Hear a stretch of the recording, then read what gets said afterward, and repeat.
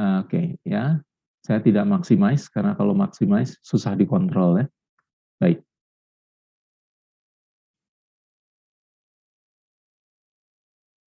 Ini adalah Pak Freddy.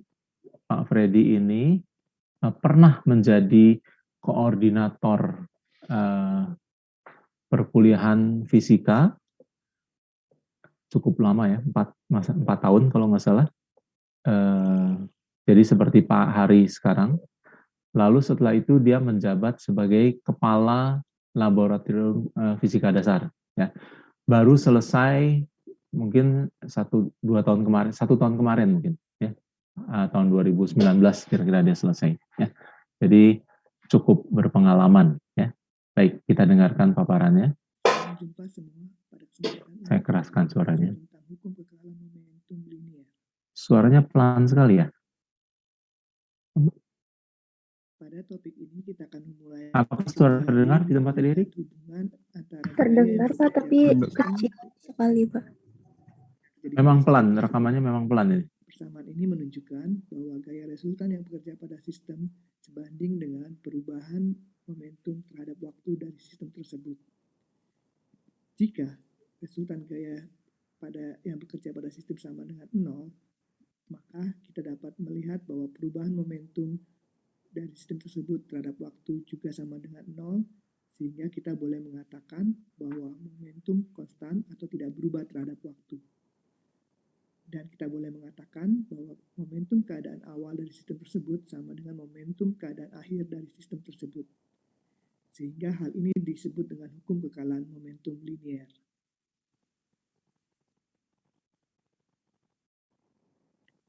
Untuk selanjutnya, kita akan menerapkan hukum kekalahan momentum linear. Baik, kadang-kadang saya suka membuat singkatannya. Kita sudah kenal HKEM, hukum kekekalan energi mekanik. Ada juga HKEK, hukum kekekalan energi kinetik. Ya. Karena kalau kita punya hukum kekekalan energi mekanik, kebetulan bidangnya datar, di mana-mana energi potensialnya sama, maka kita otomatis punya hukum kekekalan energi kinetik, bukan? Kan potensialnya bisa dicoret kiri kanan. Ya. Jadi ada HKEM, HKEK, ya. Lalu di sini ada HKML, hukum kekekalan momentum linier. Ya. Lalu kita sempat belajar ada hukum kekekalan HKEM yang terkoreksi. Ya. Kalau ada joule yang hilang karena gesekan dan sebagainya, asal diketahui jumlahnya, maka masih berlaku juga hukum kekekalan, tapi dikoreksi. Salah satu ruasnya dikurangi dengan energi yang hilang karena gesekan. Ingat? Ya, kita sebut HKEM juga terkoreksi begitu. Ini adalah HKML. Ya, kadang-kadang dengan membuat singkatan kita lebih mudah mengingat. Silakan adik-adik punya cara lain untuk menghafal, boleh. Sebagai contoh, pada kasus pertama ini kita akan melihat sistem satu partikel berubah menjadi sistem 2 partikel. Hal ini bisa kita lihat dalam ledakan bom atau peluruhan. Selanjutnya kita bisa perhatikan gambar di bawah ini jika sebuah partikel bermassa M dan dalam keadaan diam yang ditunjukkan dengan laju awalnya sama dengan 0.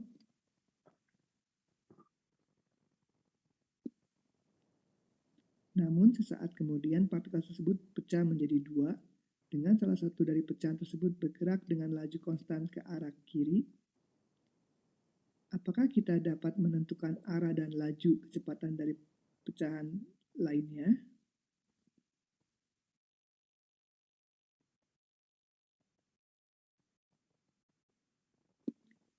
Untuk menyelesaikan persoalan tadi, kita dapat menerapkan hukum kekalahan momentum dengan menggambarkan keadaan awal dan keadaan akhir dari sistem tersebut. Hal pertama yang bisa kita selesaikan adalah melihat arah gerak dari pecahan M2. Berdasarkan persamaan hukum kekalahan momentum bahwa momentum keadaan awal sama dengan momentum keadaan akhir, dan inilah persamaannya. Saat kita memasukkan bahwa pada keadaan awal partikel masih berada dalam keadaan diam, sehingga kita memperoleh persamaan berikutnya di mana pada sisi sebelah kiri persamaan sama dengan 0, sehingga untuk menyelesaikan persamaan ini kita akan memperoleh bahwa M1 kali VM1 akhir itu sama dengan minus M2 VM2 akhir. Dalam hal ini boleh kita katakan arah gerak dari pecahan M2 berlawanan arah dengan M1. Sama besar berlawanan arah ya. Selanjutnya, untuk menentukan besar dari kecepatan pecahan M2, maka kita dapat melihat kembali persamaan sebelumnya, dan dengan menghilangkan tanda negatif dari persamaan tersebut karena kita akan menghitung besarnya saja dari sebuah kecepatan, maka kecepatan M2 merupakan perkalian antara rasio M1 terhadap M2 terhadap kecepatan partikel pertama. Ya, jadi kalau pecahnya menjadi 2 sama besar, maka kecepatan pecahannya itu sama besar berlawanan arah. Tapi kalau tidak sama besar M1 M2-nya, maka memenuhi rumus perbandingannya. Yang masanya besar, kecepatannya kecil, lajunya kecil, yang masanya pecahannya lebih kecil masanya akan memiliki laju yang lebih besar. Tapi kalau dihitung total momentumnya tetap sama dengan 0. Ya. Lanjut. Ya, kita akan menerapkan hukum kekalahan momentum linear ini untuk sistem 2 partikel. Dalam hal ini kita akan pelajari tentang tumbukan. Pada keadaan awal, kedua partikel saling mendekat, sedangkan pada keadaan akhir, kedua partikel tersebut akan saling menjauh. Bagaimanakah persamaan hukum kekalahan momentumnya ditulis? Maka kita akan tetap menuliskan kembali bahwa momentum keadaan awal sama dengan momentum keadaan akhir, dan kita akan menuliskan yang perlu diperhatikan di sini adalah tanda negatif pada partikel kedua, karena kita telah mengasumsikan gerak ke kanan bertanda positif, oleh karena partikel kedua bergerak ke arah kiri, maka dia bertanda negatif. Sedangkan pada momentum keadaan akhir, partikel M2 bertanda positif momentumnya, karena dia sedang bergerak ke kanan, sedangkan partikel M1 bergerak ke arah kiri sehingga memiliki tanda negatif. Saya koreksi sedikit. Perhatikan, ini yang panah saya kelihatan ya. Ini adalah keadaan akhirnya adalah ruas kiri dan kanan vektor ya. Maka yang bawah pun harusnya vektor. Ya, jadi kalau mau aman, pakailah vektor, ya, vektor, vektor, vektor. Ya, oke. Jadi kenyataannya nanti ini adalah memang satu dimensi geraknya hanya pada sumbu X saja. Ini adalah plus sekian I, ini adalah minus sekian I, ini adalah plus sekian I, ini adalah minus sekian I. Ya. Boleh pakai minus di sini, tapi pakai vektor satuan I. Ya. I topi maksudnya, I topi. Sementara I yang merah ini adalah mewakili initial, final. Ya. I-nya maksudnya IJK, temannya IJK, I yang pakai topi itu, supaya jelas bahwa kalau persamaan atasnya itu vektor, di sininya juga sebaiknya vektor. Memang karena satu dimensi, maka dilenyapkan vektornya kita cukup benar, ya, plus minus ini sudah cukup benar. Tapi kalau mau konsisten, kalau atas baris ininya vektor, makanya seyogyanya vektor juga gampang. Tinggal ditambahin vektor I satuan, vektor I satuan, vektor I satuan, vektor I satuan. Oke?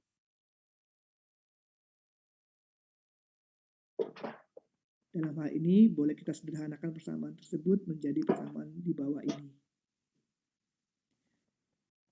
Inilah akhir dari perkuliahan tentang topik ini, dan akan dilanjutkan kembali pada topik berikutnya dan mendalami tentang hal tumbukan ini. Saya sarankan adik-adik, tolong jangan biasakan menghafal yang seperti ini, ya, karena ada bahayanya ketika menghafal. Ya, pertama kalau terpleset kulit pisang, lupa udah nggak ada tolongnya. Saya pikir lebih bijaksana menghafalkan yang ini.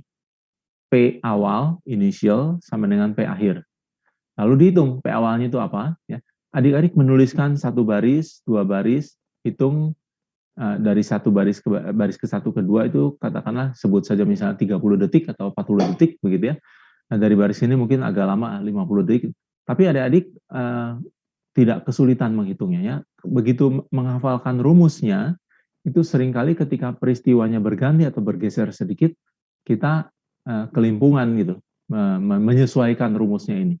Jadi lebih baik saya sarankan kalau mau menghafal, hafal yang keadaan awalnya ini, momentum keadaan awal, benar-benar. Sisanya itu lebih baik diturunkan.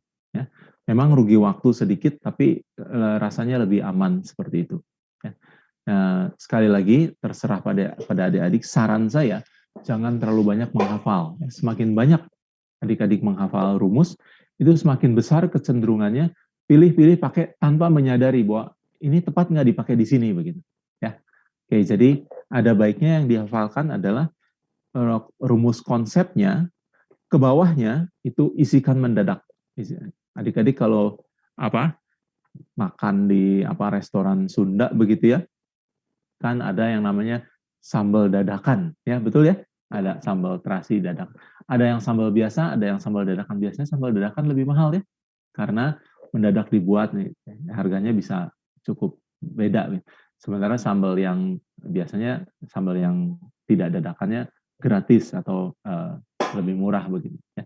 Baik, jadi ada baiknya menghafalnya adalah sampai konsepnya, ke bawahnya aljabarnya atau kalkulusnya itu dikerjakan mendadak pada saat yang bersangkutan. Ya. Kalau menghafal seperti ini tentu saja tidak salah, tetapi ada kemungkinan lupa atau salah tanda dan sebagainya. Saya lebih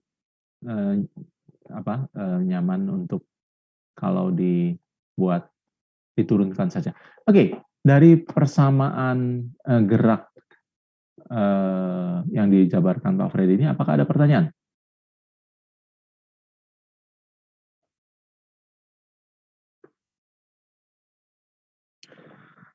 Oke, saya mau tambahkan sedikit dari video Pak Freddy tadi. Kita share lagi ya.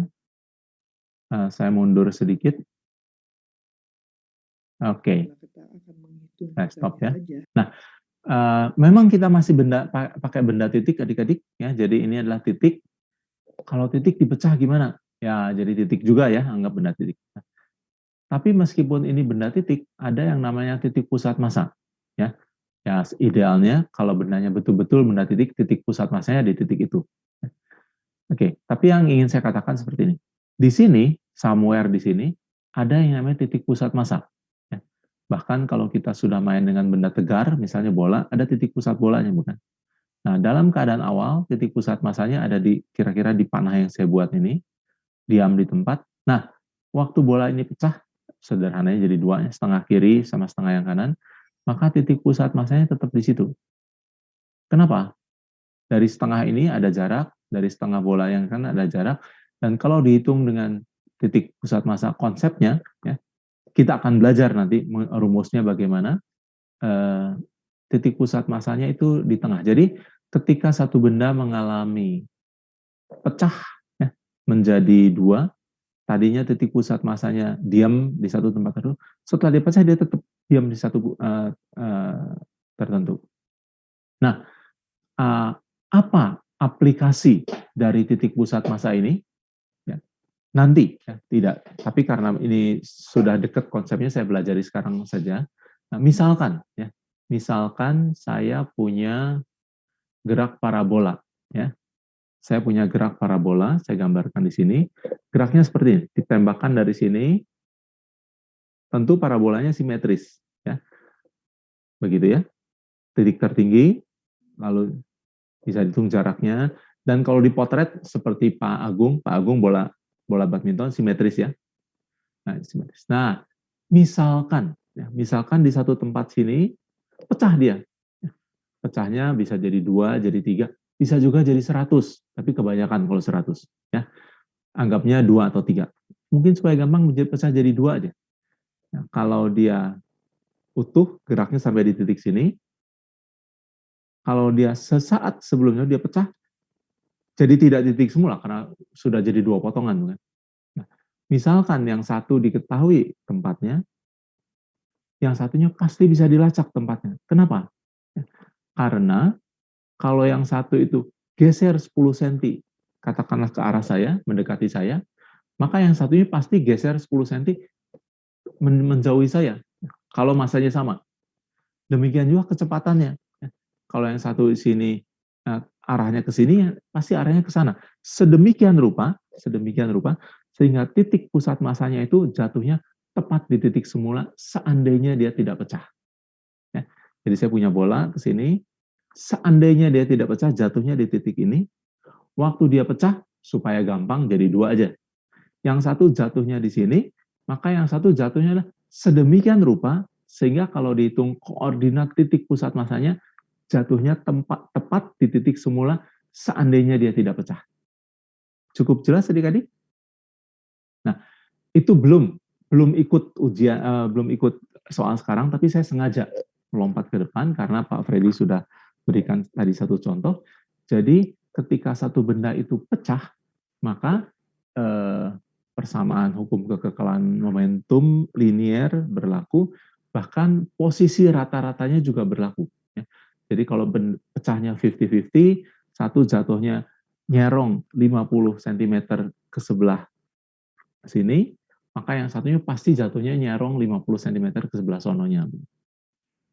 Jadi konsep titik pusat massa itu penting. Saya mulai kenalkan di sini, walaupun belum disebutkan. Ya, tidak apa-apa. Nanti pada waktunya kita akan sebutkan lagi. Kita baru mengenal konsep itu ketika kita punya benda tegar sebenarnya. Tidak apa-apa supaya saya sebut sekarang supaya nanti waktu disebut berarti yang kedua kali nanti kan. Mudah-mudahan adik-adik lebih paham, gitu ya. Oke, kalau tidak ada pertanyaan, saya kira kita bisa lanjut satu video lagi.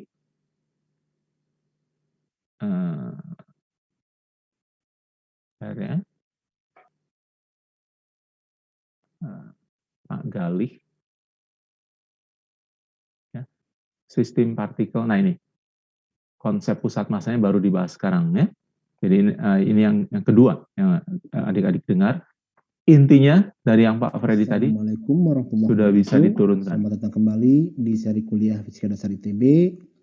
Kali ini saya Galih Restufren Suwandi, staf dosen di FMIPA ITB, akan membahas satu topik dalam materi momentum linier mengenai sistem partikel dan konsep pusat massa.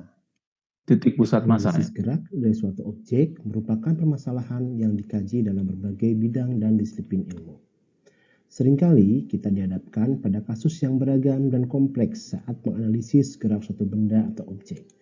Misalnya, geraknya rumit, hingga objeknya yang merupakan kumpulan dari partikel.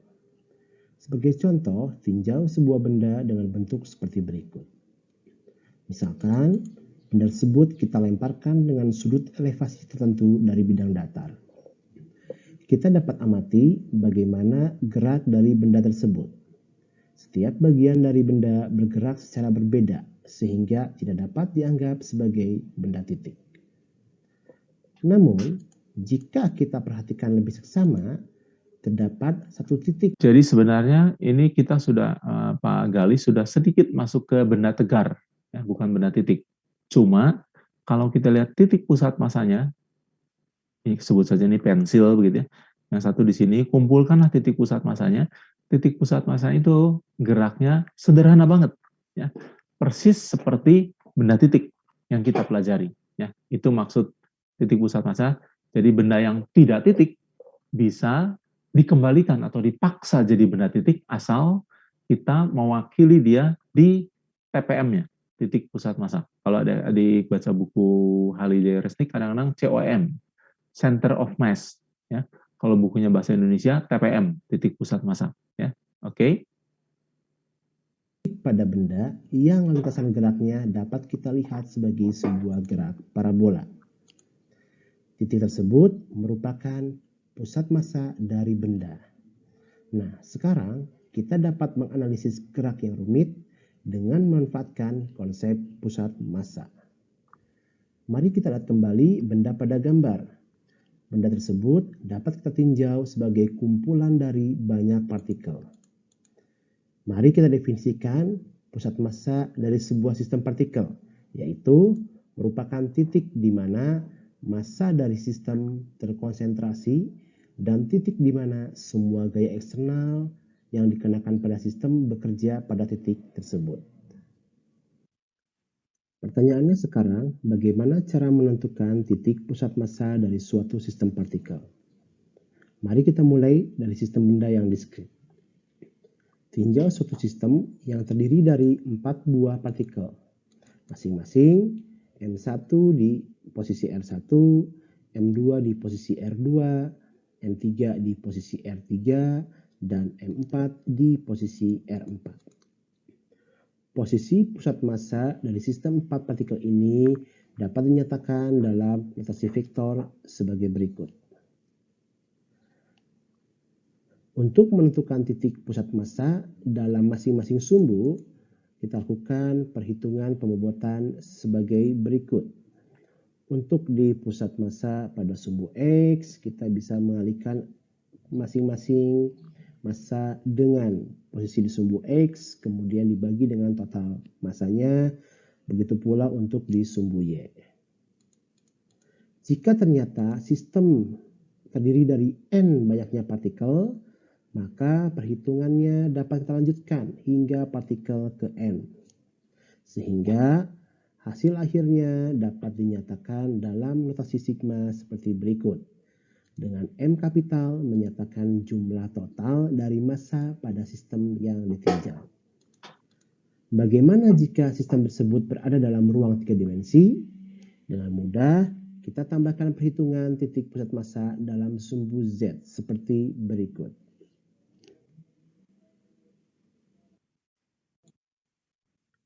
Sekarang kita lihat bagaimana menentukan posisi pusat massa dari sistem benda yang kontinu. Kita kembali. Saya stop sebentar, saya mundur ya. Adik-adik ingat bentuk singkat, bentuk pecahan semacam ini? Ini ya, notasi matematiknya seperti itu, tapi saya kira lebih enak melihat bentuk ininya. Ya. Kalau adik-adik menghitung rata-rata kelas, ya pasti adik-adik hitung rata-rata kelas ya.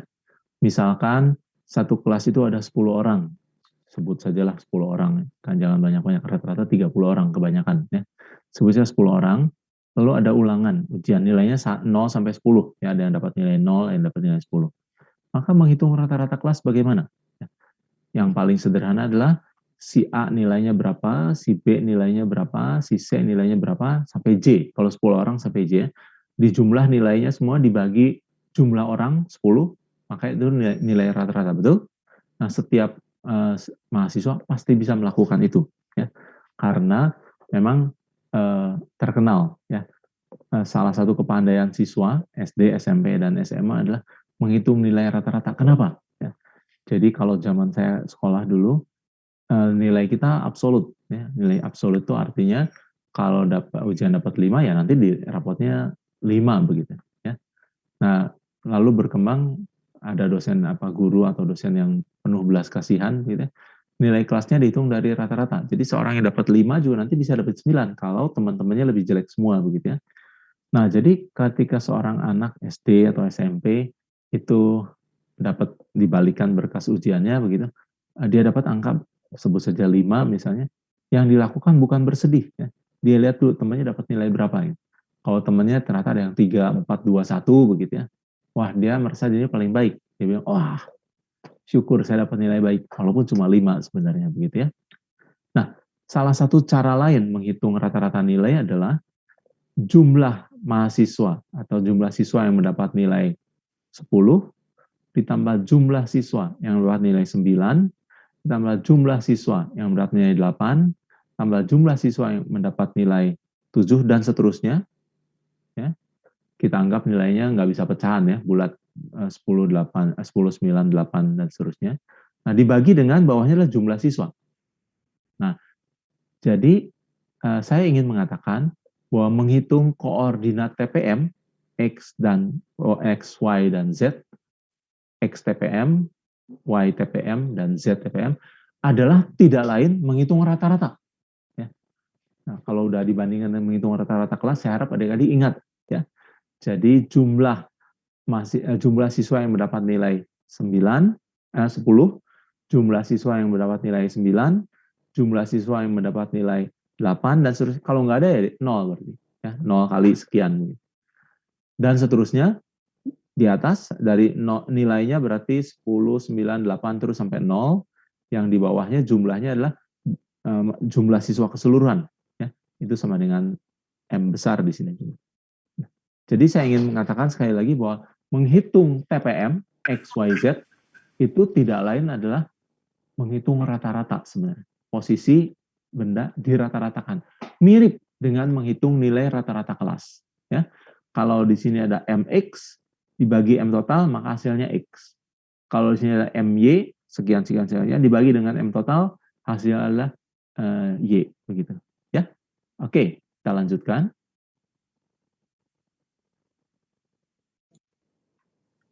Sekarang kita lihat bagaimana menentukan posisi pusat massa dari sistem benda yang kontinu. Kita kembali ke tinjauan awal bahwa benda kontinu dapat dipandang sebagai kumpulan partikel. Kemudian kita ambil sebagian kecil dari benda tersebut sebagai elemen massa dm. Maka posisi pusat massa yang sebelumnya kita nyatakan dalam bentuk sigma dapat dinyatakan dalam bentuk integral sebagai berikut. Untuk memudahkan perhitungan, kita dapat manfaatkan konsep rapat massa. Sebelum menuju ke sana, kita bagi dulu benda kontinu ke dalam 3 kategori, yaitu 1 dimensi dengan elemen panjang, 2 dimensi dengan elemen luas, dan 3 dimensi dengan elemen volume. Untuk benda 1 dimensi, maka kita gunakan konsep rapat massa per satuan panjang yang disimbolkan lambda. Kemudian kita substitusi terhadap bentuk integral sebelumnya, maka posisi pusat massa dapat dinyatakan sebagai berikut. Begitu pula untuk benda kontinu 2 dimensi. Kita gunakan konsep rapat massa per satuan luas, disimbolkan sigma. Dan dengan cara yang sama, diperoleh posisi pusat massa seperti berikut. Terakhir, untuk benda kontinu 3 dimensi, kita gunakan konsep rapat massa per satuan volume disimbolkan ρ. Maka akan diperoleh posisi pusat massa seperti berikut. Pada bagian awal video, kita menyatakan bahwa ingin menganalisis gerak sistem partikel secara sederhana dengan menggunakan konsep pusat massa. Kita telah mengenal bagaimana cara menentukan posisi pusat massa dari suatu sistem partikel. Sekarang, mari kita diskusikan bagaimana gaya eksternal dapat mengubah gerak dari pusat massa. Kita tinjau sebuah sistem yang terdiri dari 3 buah partikel seperti berikut. Setiap partikel dikenai gaya eksternal masing-masing F1 pada M1, F2 pada M2, dan F3 pada M3. Untuk menganalisis gerak sistem tersebut, kita tidak perlu meninjau gerak individu dari masing-masing partikel, namun hanya gerak dari pusat massanya saja. Sehingga kita dapat lihat bahwa seluruh gaya eksternal hanya dikenakan pada titik pusat massanya saja. Pusat massa ini bergerak seperti sebuah partikel, sehingga hukum 2 Newton dapat kita terapkan. Berikut persamaannya. Dan satu hal yang perlu diperhatikan adalah penerapan hukum 2 Newton ini dapat dilakukan jika memenuhi ketentuan sebagai berikut. Yang pertama, sigma F itu merupakan total gaya eksternal yang bekerja pada sistem. Artinya, seluruh gaya yang berasal dari luar sistem tidak perlu kita masukkan dalam perhitungan. Yang kedua, M kapital itu merupakan total massa sistem yang bernilai konstan. Dalam artian, sistem ini merupakan sistem tertutup dan tidak ada massa yang keluar masuk sistem. 3. APN itu merupakan percepatan dari titik pusat massa sistem. Kita tidak dapat mengetahui berapa percepatan di titik selain di pusat massa sistem tersebut. Demikianlah materi kali ini. Sampai jumpa di video selanjutnya. Selamat belajar. Terima kasih. Baik, jadi titik pusat massa itu saya punya 3 benda. Daripada menelaah geraknya satu persatu, yang ini ke arah, anggaplah barat laut, yang ini ke arah barat, arah selatan, saya bisa memandang cara yang lain, yaitu ketiganya ini, saya hitung dulu titik pusat masanya lihat bagaimana caranya, dengan cara tadi, ya. Kalau dia 2 dimensi, X-nya dihitung, Y-nya dihitung, maka ada XPM dan YPM, titik pusat massa ini. Lalu ketiga gaya ini saya kerjakan aja di situ. Nah, peristiwanya itu sama dengan kalau 3 benda ini diwakili oleh satu titik yang terletak di titik pusat massanya. Ya. Sehingga gaya-gaya yang bekerja pada 3 titik yang berbeda itu bisa kita kumpulkan seolah-olah bekerja di titik pusat massanya, dan titik pusat massa akan bergerak ke arah mana, begitu, dipercepatnya berapa, tepat sesuai dengan pengurusan atau inventarisasi resultansi gaya-gaya ini. Kalau ini ke arah barat laut, kurang lebih ya, ini ke arah barat, panduannya tentu ke arah barat tapi agak miring, ini ke arah selatan, maka panduannya mungkin ke arah katakanlah barat daya, maka TPM-nya ini, titik pusatnya akan bergerak ke arah barat daya. Bagaimana gerak individunya? Sedemikian rupa sehingga setiap saat memenuhi titik pusat massa koordinatnya X1, Y1, X2, Y2, X3, X3 akan memenuhi TPM-nya tetap di sini. Nah, persoalannya biasanya adalah kalau X1, X2 diketahui pada satu saat, X2, Y2 diketahui, maka X3, posisi ketiga, kalau posisi benda ke-1 diketahui, posisi benda ke-2 diketahui, dan TPM-nya diketahui, maka yang ini bisa ditanyakan. Ya, kan sekian, 2 persamaan dengan 2 bilangan yang tidak diketahui, bisa dicari, katanya begitu kan ya, kata Aljabar. Nah, jadi kembali ke persoalan yang saya sebutkan tadi, anggaplah misalnya ini kebalikannya, bukan 3 menjadi 1, tapi 1 menjadi 3. Misalkan ada satu gerak parabola, entah dari mana, dari sini misalnya gerak naik ke atas, pas harusnya dia mendarat di situ, tapi sesaat sebelumnya dia pecah. Ya, di sini pecah. Nah, lalu masing-masing jatuh kemana? Nah, ketika koordinat yang satu, yang kedua diketahui, TPM-nya bisa dihitung, maka yang ketiga juga bisa dicari. Ya. Jadi, titik pusat massa ini, sekarang bendanya udah pecah terlanjur jadi 3, tapi titik pusat massa ini tetap dipenuhi terjadi seandainya bendanya itu tidak pecah jadi 3. Kalau bendanya pecah jadi 2, TPM-nya juga jadi 2. Nah, yang saya ingin tambahkan di sini adalah ada gaya eksternal. Gaya eksternal apa itu?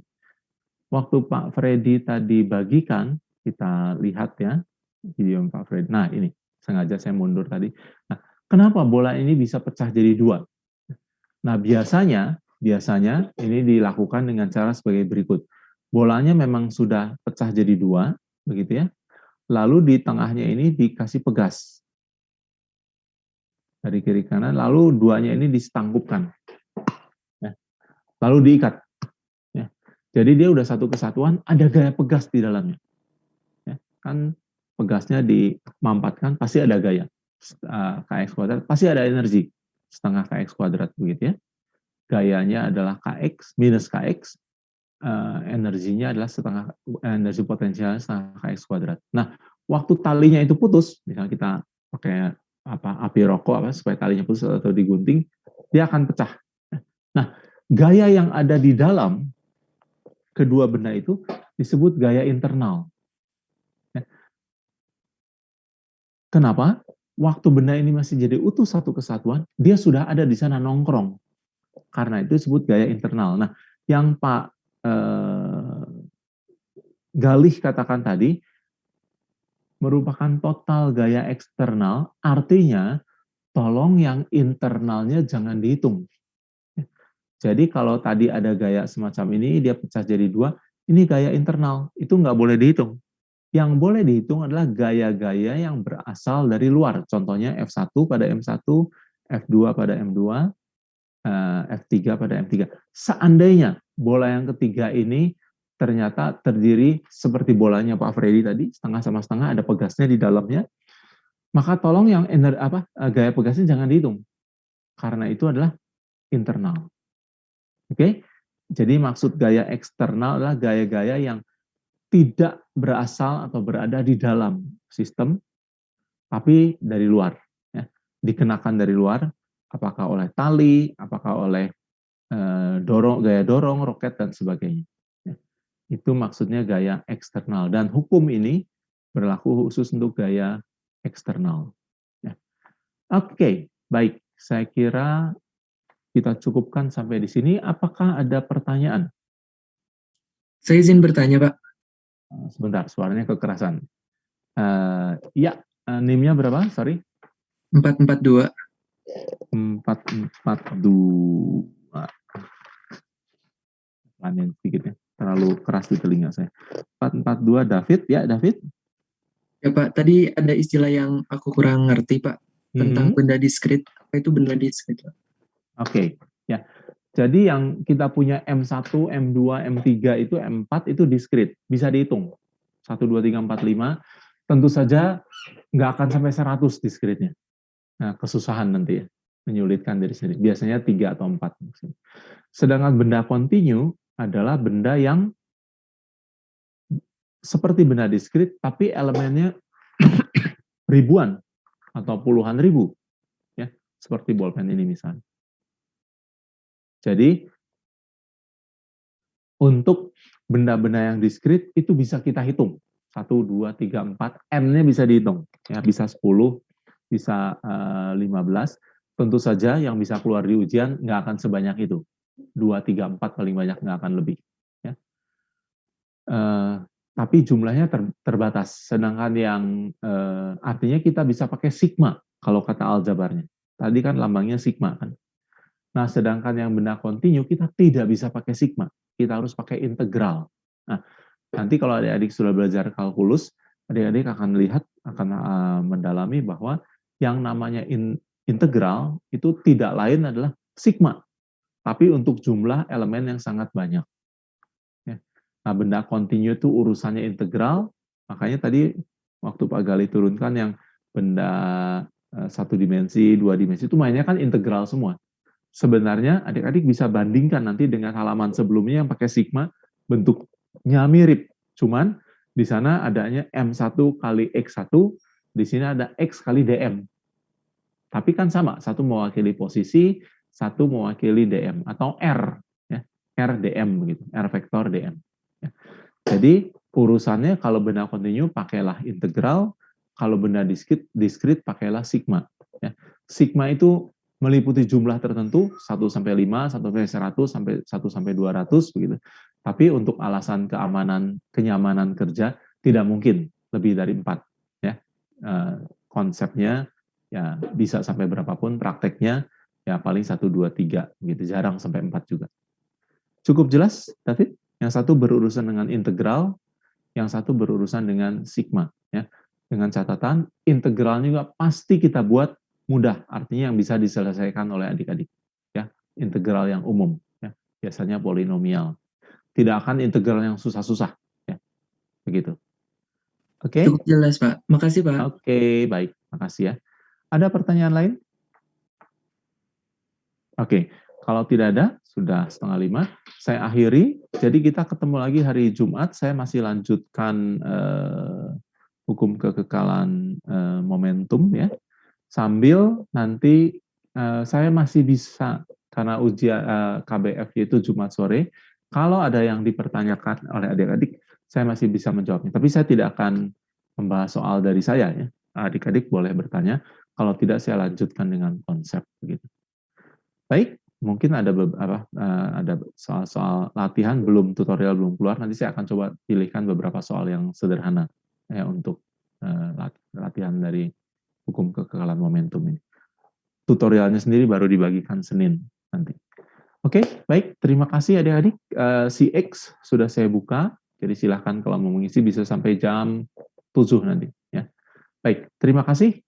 Selamat beraktivitas selanjutnya dan Tuhan memberkati.